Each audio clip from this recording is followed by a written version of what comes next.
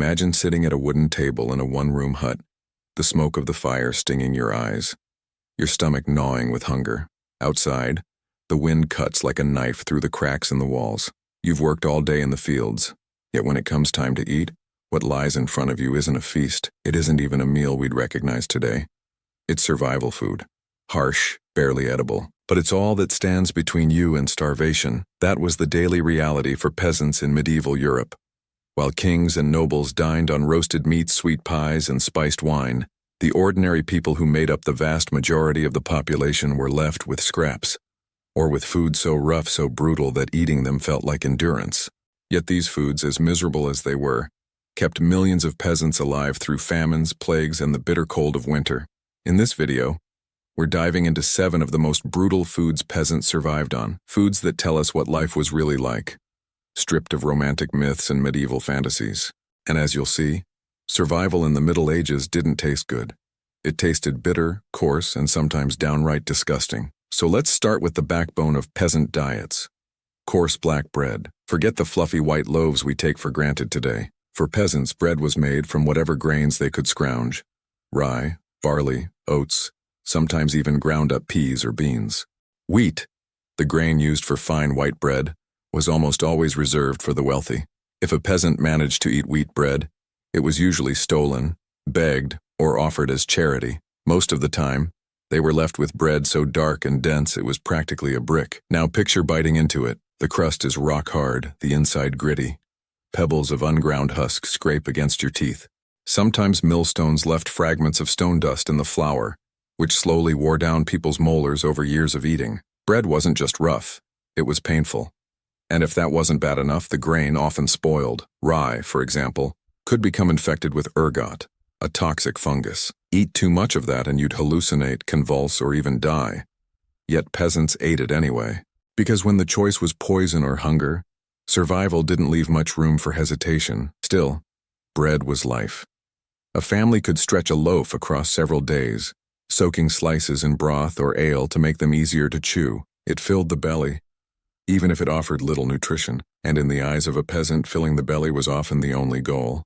But bread wasn't the only staple. Let's move to the second brutal food, pottage. If bread was the backbone of the peasant diet, pottage was the lifeblood. Imagine a pot permanently hanging over the fire, never fully emptied, into which anything edible was tossed. Grains, beans, onions, leeks, turnips, whatever was on hand. Sometimes a sliver of meat, though that was rare. More often it was just water, thickened with oats or peas and boiled until it became a mush. Pottage wasn't a dish. It was a survival system. One pot, constantly simmering, refilled day after day, week after week. Flavor wasn't the point. Nutrition wasn't even guaranteed. The point was to have something hot to eat, something that felt substantial, even if it was just thin gruel. Some days it might taste earthy and rich if you got lucky with vegetables. Other days it was bland sludge. But for peasants, it was food. And food meant life. Think about the monotony of that. The same pot of mush. Every day, every season. No spices, no variety, no freshness. Just heat and substance. And yet, within that monotony, peasants found ways to make it bearable. A handful of herbs, a wild onion, or even a bone boiled for hours could add enough flavor to break the dullness. Small victories in a life of constant struggle. And here is something we often forget. Hunger wasn't a rare event in the Middle Ages. It was a constant threat. Crop failures, harsh winters, raids, or disease could wipe out food supplies overnight. Famines struck with brutal regularity. During those times, pottage got thinner, bread loaves got smaller, and survival meant stretching whatever food you had to its absolute limit. That leads us to the third brutal food, gruel and thin soups. Now, you might think of gruel as just another word for pottage. But for peasants, gruel was the stripped-down, desperate version. Where pottage tried to be hearty, gruel was what you ate when you had almost nothing left. Imagine a watery mix of oats or barley, barely thickened, with a hint of flavor if you were lucky. It filled a bowl, it filled a stomach, but it didn't fill the body with strength. Gruel wasn't about living well. It was about not dying. Peasants ate it in silence, spoon after spoon of tasteless mush, praying the next harvest would be kinder. And yet, even here, survival instincts kicked in. Mothers would feed children first, watering down their own portions to stretch the pot. Gruel was brutal not just for its lack of taste but for what it represented, the constant edge between life and death. And while we're on the subject of liquids, let's talk about what peasants drank, because the fourth brutal food was actually weak ale. Water wasn't safe. Streams and wells were often contaminated with waste, carrying deadly diseases, so peasants brewed ale, not the rich hoppy kind we know today, but a weak, watery brew with just enough alcohol to kill bacteria. Children drank it, adults drank it, the elderly drank it. Day in, day out, it wasn't refreshing, it wasn't indulgent. It was survival in a cup. Now, imagine pairing that weak ale with coarse bread and thin gruel. That's not a meal you'd look forward to. But for peasants, it was routine, and over time your body adjusted. Weak ale became part of life, a bitter, yeasty backdrop to days of endless labor. So far, we've looked at bread, pottage, gruel, and ale, the daily diet that fueled peasants through the Middle Ages. Harsh, repetitive, often miserable. But as you'll see in the next part, things only get more brutal, because survival wasn't just about grains and stews. It was about preserved fish so salty it burned your throat, meat so tough it could break your teeth, and forage plants so bitter they barely counted as food. Stick with me, because what comes next will make you rethink everything you thought you knew about the good old days. Picture this: it's the dead of winter. The fields are bare, the ground is frozen solid, and nothing fresh grows. The pantry is almost empty, and the family's survival depends on what they managed to save months ago. In the corner, hanging from the rafters, are slabs of dried fish and salted pork, tough, leathery, and almost unrecognizable as food. That's dinner tonight. Not because anyone wants it, but because it's the only thing left. One of the harshest, most brutal staples of the medieval peasant diet was salted fish. For coastal peasants or those living near rivers, fish was abundant. But there was one problem: it spoiled fast. Without refrigeration, fresh fish might last a day or two at best. So peasants turned to preservation. They gutted fish, rubbed it in coarse salt until it was crusted white, and then left it to dry until it was as hard as wood. Eating it was another battle entirely. To make it edible, peasants had to soak salted fish in water overnight, then boil it until it softened. Even then, the flavor was overpoweringly salty, the texture rubbery. Sometimes it stank of rancid oils if it hadn't been dried properly, but peasants ate it gratefully because it meant they had protein when the fields offered nothing. And salt itself? That was another struggle. Salt was expensive, so precious it was sometimes called white gold. Many peasants couldn't afford enough to preserve their fish properly. That meant spoiled food. Rotten fish was still eaten because the alternative was starvation. Imagine sitting at a table chewing a piece of stringy, foul-smelling fish, knowing it might make you sick, but you eat it anyway. That's survival. Now let's talk about meat. Fresh meat was a rare luxury for peasants. Animals like cows and sheep were too valuable alive. They gave milk, wool, or plowed fields. Killing one was almost unthinkable, unless it was old or injured. So when peasants did have meat, it was usually preserved. Salt pork, smoked bacon, dried sausage. Sounds appetizing when we say it now, but back then it was far from it. Salt pork was so tough and fatty that it needed hours of boiling before you could chew it. Smoked meats were blackened, leathery, and often stringy. And poorer families didn't get the nice cuts. They got the scraps, bones, sinew, organs. Nothing was wasted, no matter how unappetizing. Here's the brutal truth. Preserved meat was thirst-inducing. The salt content was so high that eating it left you parched. But clean water was hard to come by. Wells and rivers were often contaminated, so peasants washed down their salty meals with, you guessed it, weak ale. Imagine the cycle. Salty food makes you thirsty. Weak ale only half quenching that thirst, leaving you bloated and tired. And yet it was better than dying of hunger. There's another twist here: religion. In medieval Europe, the church dictated not just how people lived, but also what they ate. Dozens of days each year were fast days when meat was forbidden. Fridays, Lent, holy festivals, all meant no meat. And while nobles might turn to fresh fish or rich alternatives, peasants were stuck with the same old fallback: salted herring, over and over again. Imagine eating chewy, salty fish for the 100th time in a row, because the church said so. For many peasants, survival wasn't just about food. It was about enduring rules that made their already miserable diet even harder. But let's be clear. These preserved foods were lifelines. Without salted fish, without dried pork, villages might not have survived winter at all. Harsh as they were, they kept people alive until spring crops came. In that way, these brutal foods weren't just meals. They were a promise, a painful one, but a promise nonetheless, that there would be another tomorrow. And still, peasants' desperation went further, because when crops failed, when stores ran out, when famine struck, they turned to foods we'd barely recognize as edible today, foods that blurred the line between survival and poison, bitter herbs, tree bark, acorns ground into bitter flour. These were famine foods.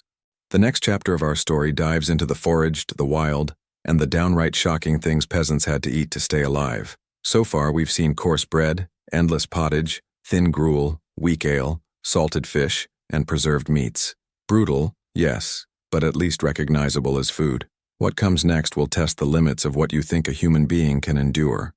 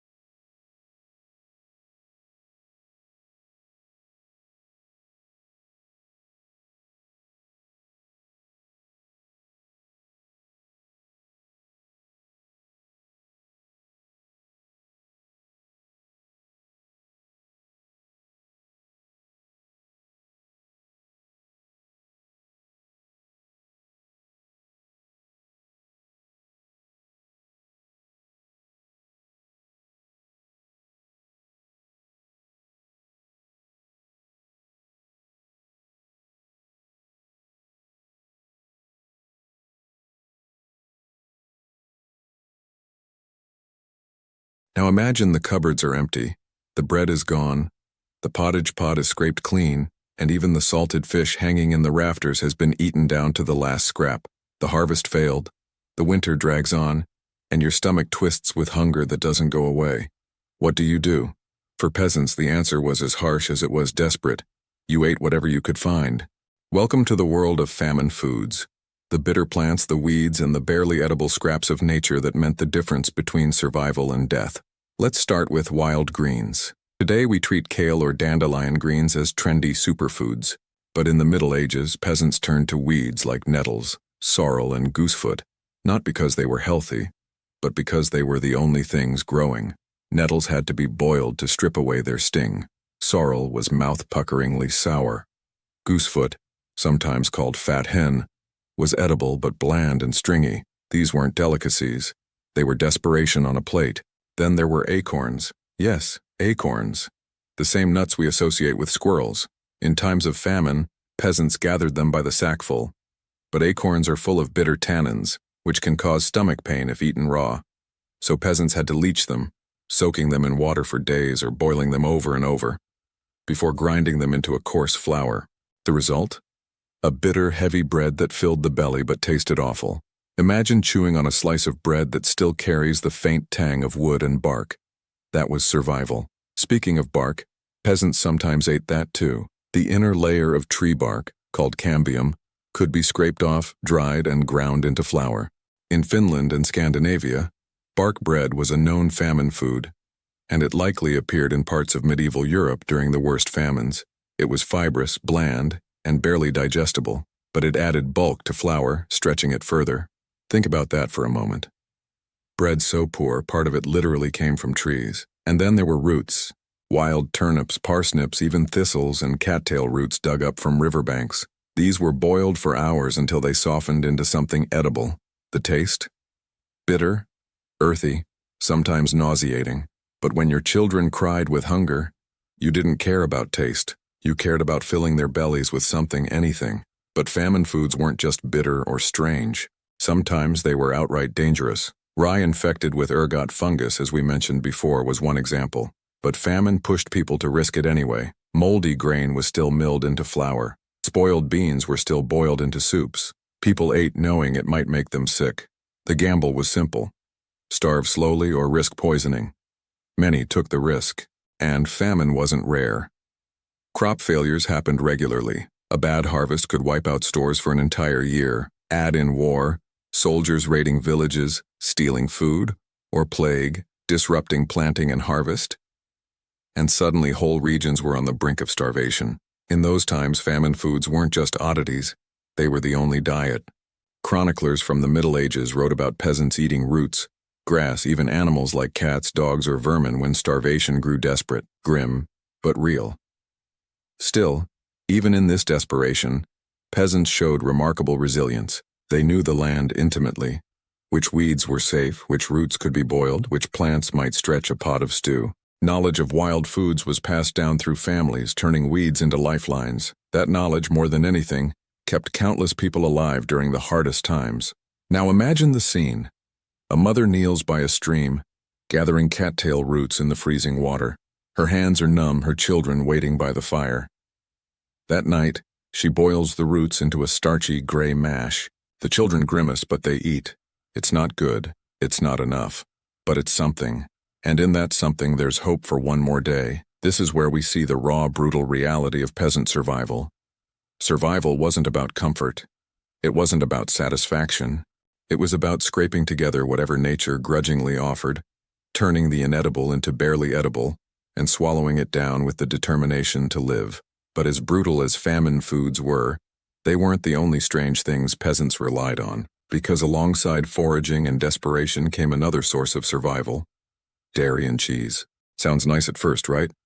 But in the peasant world, even milk and cheese weren't the rich treats we imagine today. They were sour, hard, and often barely palatable. And that's where our story heads next. After weeds, bark, and bitter acorn bread, you might be thinking, surely peasants had something that tasted better. And yes, sometimes they did. But even the better foods of medieval peasant life were far from indulgent. Let's talk about dairy. Milk sounds simple, right? But for peasants, fresh milk was rare. Cows and goats weren't kept to be milked daily like we imagine now. They were working animals, plowing, hauling, or producing calves and kids. Any milk they gave was precious. And when it was collected, it didn't stay fresh for long. Without refrigeration, it soured quickly. Peasants drank it anyway. Sour milk was still liquid, still filling and still nourishing in its own way. But most of the time, peasants didn't drink milk at all. They turned it into butter or cheese because those lasted longer. Here's the catch. Peasant cheese wasn't the creamy brie or sharp cheddar we love today. It was hard, crumbly, and sour. Imagine chewing on a lump of dry, salty curd that squeaked against your teeth. That was peasant cheese. Portable, yes, but a far cry from what we consider delicious. Butter was no treat either. It was often rancid by modern standards, heavily salted to keep it from spoiling. For poorer families, butter was a rare luxury, used sparingly, smeared thinly over coarse bread. In fact, many peasants went months without tasting it at all. And when they did, it was usually during special feasts or when milk was plentiful in summer. Eggs, too, seem simple. Chickens were common in villages, after all. But here's the reality. Eggs weren't an everyday food. Hens laid fewer eggs in the colder months, and many were kept for hatching new chicks rather than eating. So while nobles might enjoy fresh eggs cooked in rich ways, peasants boiled them plain or dropped them into pottage to thicken it. An egg was precious, often saved for children or the sick. And during fast days, even eggs were forbidden, forcing peasants back to their endless bowls of salted fish. Think about that for a moment. Even the good foods, milk, butter, cheese, eggs, were inconsistent, sour, and often reserved. They weren't comfort foods. They were survival supplements, filling gaps in the harsh diet of bread, pottage, and gruel. And yet these foods played a crucial role. A chunk of hard cheese might keep a worker going in the fields.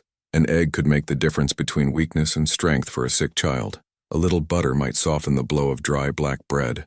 They weren't glamorous, but they mattered. So now we've seen them all. The 7 brutal foods that kept peasants alive, coarse black bread that ground down their teeth, endless pottage bubbling over the fire, thin gruel that barely satisfied, weak ale, drunk daily because water was deadly, salted fish and preserved meats that burned with salt and stank of smoke, foraged famine foods, weeds, bark, acorns, eaten in desperation, and finally, sour milk, hard cheese, and precious eggs, consumed sparingly. Together, these foods formed the foundation of peasant survival. Brutal, monotonous, often unpleasant, but without them, medieval society wouldn't have endured the centuries of famine, plague, and hardship. And here's the incredible part. Out of that brutal diet came resilience.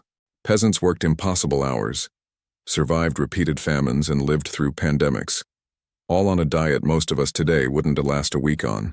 Their bodies were toughened by coarse bread, their stomachs hardened by sour milk, their spirits steeled by the sheer monotony of eating the same thing over and over. It wasn't glamorous, it wasn't romantic. It was survival, and survival in the end is the rawest, most powerful story of all. So the next time you bite into soft white bread, or spread creamy butter on toast, or crack a fresh egg into a pan, think of the peasants. Think of the millions of men, women, and children who endured lives of brutal food and backbreaking work, and yet kept going. Because in their endurance, they laid the foundation for everything that came after. Their food was harsh, their lives were hard, but through those 7 brutal foods, they survived. And survival, in the darkest of times, was victory enough.